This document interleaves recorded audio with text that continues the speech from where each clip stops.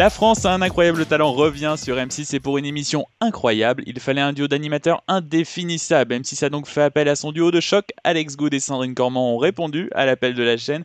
Et pour parler du retour de cette émission, j'ai le plaisir d'avoir en ligne Alex Good. Bonjour Alex. Bonjour tout le monde, bonjour Valentin. Indéfinissable, est-ce que si on est définissable? C'est nous. Ah, c'est quand même assez difficile puisque vous êtes, on peut le dire, aux 400 coups. Vous avez à vous deux un humour et un duo qui marche très très bien. D'ailleurs, comment t'expliques le succès et la relation qu'il y a entre vous deux à l'écran? Puisqu'on a vraiment l'impression que vous vous connaissez depuis toujours, alors qu'en fait, non. Non, on s'est rencontrés pour la première fois sur le premier bêtisier qu'on a animé ensemble il y a maintenant un peu plus de 2 ans. Et en fait, ça a collé tout de suite. Tu sais, c'est des choses comme ça, des rencontres, ça arrive une fois dans la vie de temps en temps, où tu as des rencontres assez dingues. Et ben, c'est exactement ce qui s'est passé là. On s'est tout de suite découvert, elle a tout de suite adhéré à ce que j'écrivais, mon espèce d'humour un peu foufou. Et on s'est super bien entendu, on est devenus super amis dans la vie. Et donc après, forcément, c'est beaucoup plus facile parce que si tu veux, on est tellement proches. En dehors de la caméra, on se connaît par cœur. Je sais d'avance ce qu'elle va dire, elle sait d'avance ce que je vais dire. Je sais quand elle a envie de rigoler, d'être sérieuse. Enfin voilà, on se comprend parfaitement. Donc c'est vrai que ça le fait rare parce qu'en télé, en général, c'est toujours à qui mieux le mieux. Tu sais, je veux tirer la couverture à moi et compagnie et tout. Et nous, on n'a vraiment pas du tout ça. Donc je pense que c'est de là que ça vient, l'espèce de bonheur qu'on a toujours à jouer ensemble ou à animer ensemble. Et oui, c'est vrai que c'est assez dingue. Et justement, sur une émission comme La France a un incroyable talent, est-ce que c'est un réel avantage d'avoir autant de feeling alors que c'est une émission où on ne sait jamais ce qui va se passer? Si tu veux, c'est super important et les numéros sont tellement surprenants parfois que, enfin, je veux dire, on ne sait pas comment l'autre va réagir. Mais ce qui est génial, c'est qu'on se comprend et qu'en général, en plus, comme on est assez proche et dans notre façon de voir les choses et dans ce qu'on aime et dans ce qu'on n'aime pas, c'est vrai que quand on voit un numéro, en général, on est tout le temps un peu en symbiose. Tu vois, c'est très rare qu'à un moment donné, moi, je trouve un truc génial et qu'elle ne trouve pas bien ou l'inverse. On est vraiment toujours sur la même longueur d'onde et donc du coup, je pense qu'on est vraiment l'espèce de premier téléspectateur du numéro qui passe sur scène. Et du coup, ça se retranscrit assez bien, je pense, à l'écran. Et on a toujours cette espèce d'entente génial qui nous arrive tout le temps. Puis d'ailleurs, on va essayer de faire des choses un peu rigolotes pour les directs, pour vous montrer encore un peu plus notre entente. Enfin bon, ça on verra. On n'en parle pas trop. C'est une surprise. Alors peut-être une question qui va te froisser. T'es pas un peu jaloux des quelques infidélités que Sandrine a pu te faire sur cette saison et peut-être qu'elle te fera. On parle d'elle pour X Factor entre autres en ce moment. C'est une des rumeurs qui court. Non, c'est génial pour elle. Tu vois, enfin franchement, c'est canon. Voilà, puis c'est bien qu'elle fasse d'autres choses. Heureusement qu'elle est pas, qu'on n'est pas collés l'un à l'autre. Tu sais, voilà, moi c'est pareil, j'ai la météo, je suis tout seul. Voilà, donc c'est vraiment super. Elle le mérite 10 milliards de fois. Donc voilà, c'est chouette. Elle a fait Pékin. Ça a été une aventure incroyable dont elle parle dès qu'on se voit, parce que vraiment, je crois que ça l'a beaucoup marqué. Je pense que le programme va être vraiment génial à regarder. Voilà, elle a fait Top Chef avec Stéphane qu'elle a adoré, Zéro Tronique qu'elle adore aussi, donc c'est bien qu'elle fasse plein de choses de son côté, comme moi j'en fais aussi de mon côté, mais non, je suis pas jaloux, en plus, c'est pas dans ma nature. C'était votre deuxième saison de La France a un incroyable talent. C'est toujours le même plaisir, la même C'est joie mieux de en fait. découvrir des personnages? Non, c'est encore mieux. Je vais te dire, franchement, on n'a jamais, et je lui ai posé la question d'ailleurs aussi, ni elle ni moi, vécu une expérience comme ce qu'on a vécu cette année. C'est-à-dire, je ne sais pas si c'est parce que, si tu veux, la première année, c'était quand même notre premier gros bastringue, parce qu'il faut savoir que c'est un truc gigantesque, un talent. C'est 150 personnes qui travaillent en coulisses, c'est 150 candidats. Tu vois, c'est comme un gros paquebot qu'il faut mener à son port. Donc, c'est très très impressionnant la première fois que tu vois ça. Donc peut-être que l'année dernière on était en pleine découverte, on était un peu timide, on était toujours hyper impressionné par tout ce qui se passait en coulisses et tout.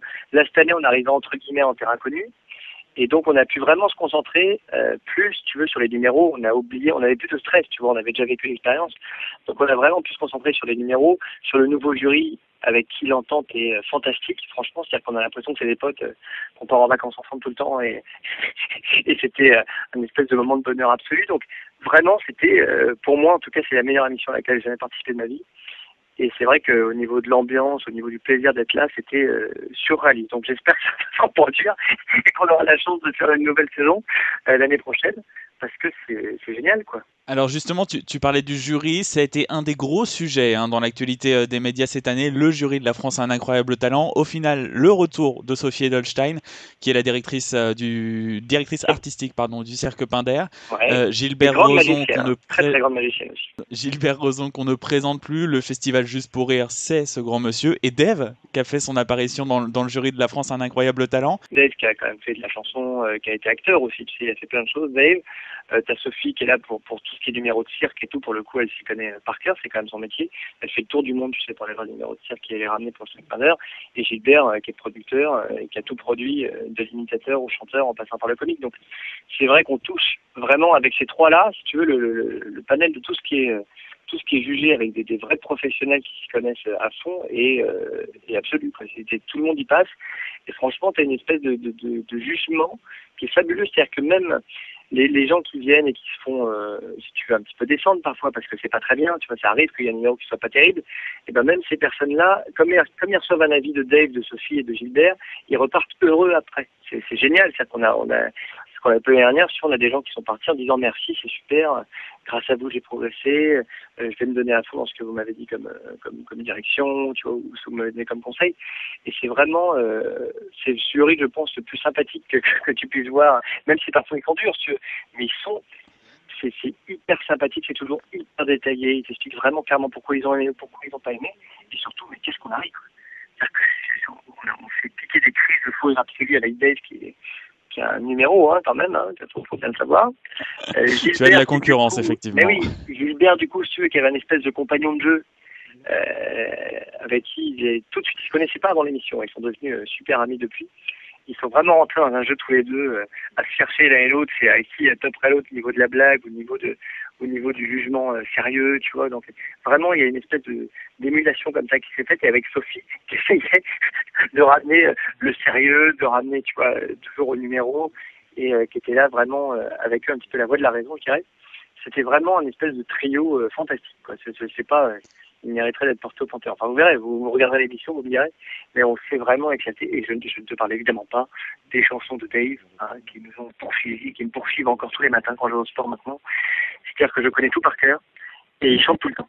Donc c'était assez génial. Ça promet quelques bons fous rires. Tu parlais des candidats justement qui viennent passer ce casting. Est-ce qu'il y a déjà des candidats avec lesquels tu as gardé contact depuis les autres années? Peut-être, je pense par exemple aux écoliers qui sont actuellement au Palais des Glaces à Paris, et peut-être des coups de cœur de cette année que tu vas garder comme ça. Les écoliers, si tu veux, j'étais toujours au téléphone. Tu vois, j'ai eu Ortega qui était leur leader hier au téléphone. Je vais les voir assez souvent au Palais des Glaces. Voilà, j'essaie de les aider un petit peu tant que je peux. Donc d'ailleurs, je le dis, allez voir leur spectacle, hein, c'est super bien. C'est très très bien. C'est franchement franchement au Palais des Glaces très à Paris tous les soirs à 20h. Voilà, faut y aller. et puis plein d'autres de l'année dernière avec qui j'ai encore des contacts, comme Florian le magicien, comme Lola, comme Anouchka la chanteuse aussi, voilà, comme Mathieu Dadi, tu sais, qui imite Michael Jackson, parce que je suis un grand fan de Michael, donc on a gardé contact, comme les Secrets of Moonwalk aussi, avec qui je discute assez souvent. Enfin voilà, j'ai pas mal de contacts, et puis alors cette année, j'ai encore 3 millions de chouchous, donc c'est impossible de te faire une liste, parce que franchement, vous verrez, je trouve que cette année, le niveau est plus relevé que jamais. Et voilà, et tu verras dès la première émission, même dans la première émission, on fait plein de chouchous. J'ai Axel et Alizé déjà, qui commencent l'émission, qui sont deux jeunes enfants de 8 ans qui sont qui nous ont tous coachés. Voilà, vous regarderez l'émission, vous verrez qu'il y a cette surprise. On a Joe, un danseur Yamakasi complètement fou, on a Laure qui chante, on a Unit qui est un groupe de danseurs qui est super bien, on a Eben qui fait de la corde à sauter comme vous avez jamais essayé de faire de la corde à sauter. Tout ça c'est dans le premier numéro, hein. Donc, et puis il y en a évidemment d'autres super dans les numéros d'après, donc j'ai trop de chouchous cette année. Je suis incapable de dire qui va arriver en finale, qui va gagner.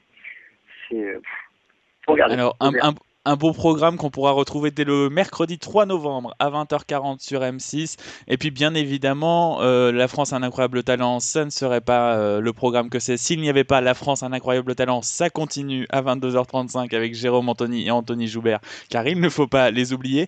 Alex, est-ce que tu ne deviendrais pas un petit peu producteur d'artistes et d'humoristes, puisque La France a un incroyable talent, tu as plein de chouchous, tu gardes contact avec plein de candidats, et puis il y a quelques semaines, on te voyait dans les médias car tu es le parrain d'un site internet, on peut en parler rapidement, Private Joke. Ouais, privatejoke.fr, oui, effectivement. Est-ce que c'est pas une branche qui te tenterait pour plus tard?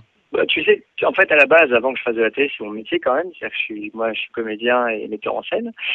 Donc c'est quand même ce que je faisais avant de faire un peu plus à la télé. C'est ce que je vais continuer à faire d'ailleurs, puisque là, je suis en train d'écrire un nouveau spectacle.